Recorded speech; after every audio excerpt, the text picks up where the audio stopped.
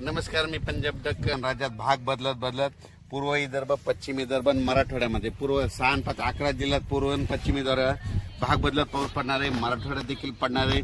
सांगायचं झालं तर हा पाऊस बीड जिल्ह्यात देखील आहे, लातूर जिल्ह्यात देखील पडणार आहे, धाराशिव देखील जिल्ह्यात पडणार आहे, परभणी जिल्ह्यात देखील आहे, हिंगोलीकर देखील आहे, म्हणून हा अंदाज आहे.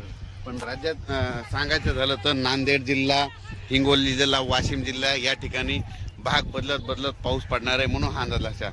म्हणजे 3 जुलैपर्यंत हा पाऊस पडणार आहे, म्हणून हा अंदाज लक्षात येतात. राज्यातल्या सर्व शेतकऱ्याला सांगू इच्छितो की जसे वेगवार बसेल तसे शेतीचे कामं करत राहा. पाऊस दररोजच पडत राहणार आहे, म्हणजे एकदम असा बंद काही होणार नाही, म्हणून सर्व शेतकऱ्यांनी हा अंदाज लक्षात घ्यायचा.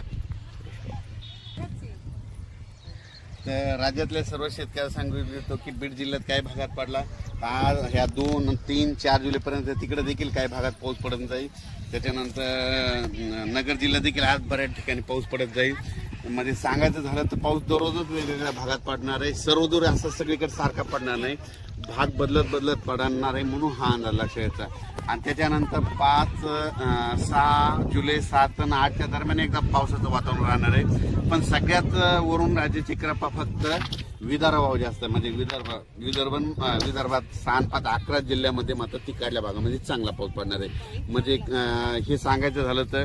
आणि आपल्या मराठवाड्यामध्ये काय होणार की दररोज वेगवेगळ्या भागात दररोज भाग बदलत पडणार आहे, कोणाचं पीक काही जाणार नाही, म्हणून हा अंदाज लक्षात घ्यायचा.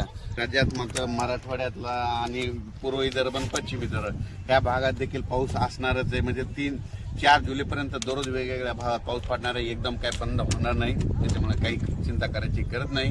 पण राज्यात सगळ्यात जास्त वरून राज्याची कृपा फक्त विदर्भावर जास्त आहे. म्हणजे 6 5 11 जिल्ह्यामध्ये पाऊस चालूच राहणार आहे. त्यांना एक विनंती की तुम्ही जसं वेळ भेटेल तुम्ही तसे वापसा झाली तशी तुम्ही तुमच्या पेरणी करा.